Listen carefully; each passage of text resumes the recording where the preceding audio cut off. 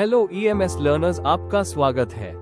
आज हम समझेंगे प्रोडक्शन में उपयोग होने वाले मटेरियल की कैटेगरीज और किसी भी मटेरियल को इन कैटेगरीज में कैसे डिवाइड किया जाता है।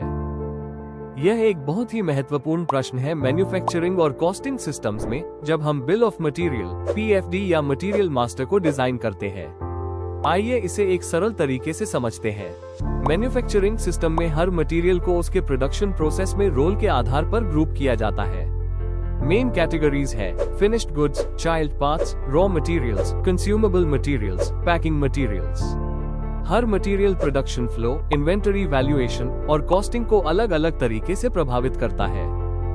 आइए इन सभी कैटेगरीज को एक एक करके समझते हैं। फिनिश्ड गुड्स, ये वे फाइनल प्रोडक्ट है जो सभी ऑपरेशंस और इंस्पेक्शंस के बाद कस्टमर को बेचने के लिए तैयार होते हैं।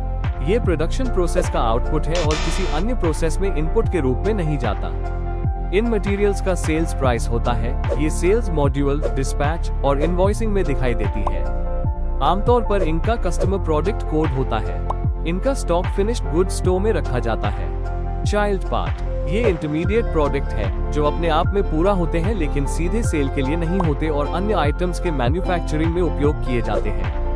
इन मटेरियल्स के अपने ड्राइंग, प्रोसेस फ्लो और पीएफडी हो सकते हैं। ये प्रोडक्शन की कई स्टेजेस से गुजर सकते हैं, जैसे मशीनिंग, पेंटिंग, असेंबली। कुछ सप्लायर से खरीदे भी जा सकते हैं और उपयोग से पहले अलग से स्टोर किए जाते हैं। रॉ मटेरियल, ये सप्लायर से खरीदा जाने वाला कच्चा माल है जिसे मशीनिंग, प्रोसेसिंग, असेंबली या अन्य तरीकों से किसी पार्ट में बदला जाता है। ये मटेरियल डायरेक्टली प्रोडक्शन में उपयोग होते हैं और मटेरियल कॉस्ट में मुख्य योगदान देते हैं। ये पीएफडी में पहले प्रोडक्शन स्टेज के मटेरियल के रूप में दिखाई देते हैं। ये फिजिकली प्रोडक्ट में बदलते हैं जो चाइल्ड पार्ट या फिनिश्ड गुड हो सकता है।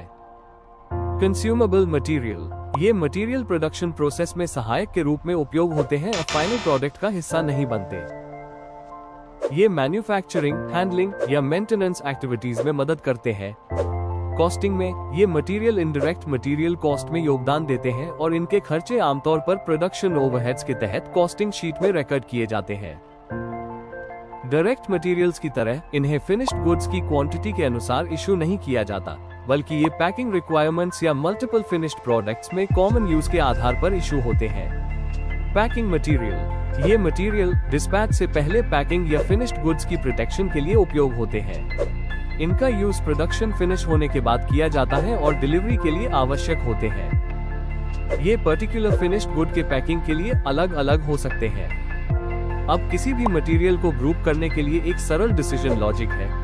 यदि किसी सवाल का उत्तर यस है, तो वो डिसाइड करता है कि मटेरियल किस कैटेगरी में आएगा। क्या ये फाइनल आइटम है जो कस्टमर को बेचा जाता है?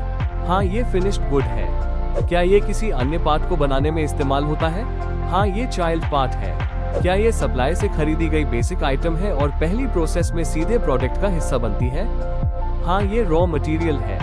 क्या ये प्रोडक्शन में उपयोग होती है लेकिन फाइनल प्रोडक्ट का हिस्सा नहीं है? हाँ, ये कंज्यूमेबल मटेरियल है। क्या ये पैकिंग या डिलीवरी के लिए उपयोग होती है? हाँ, ये पैकिंग मटेरियल है। If you found this video helpful, don't forget to like, share and subscribe. Thank you for watching.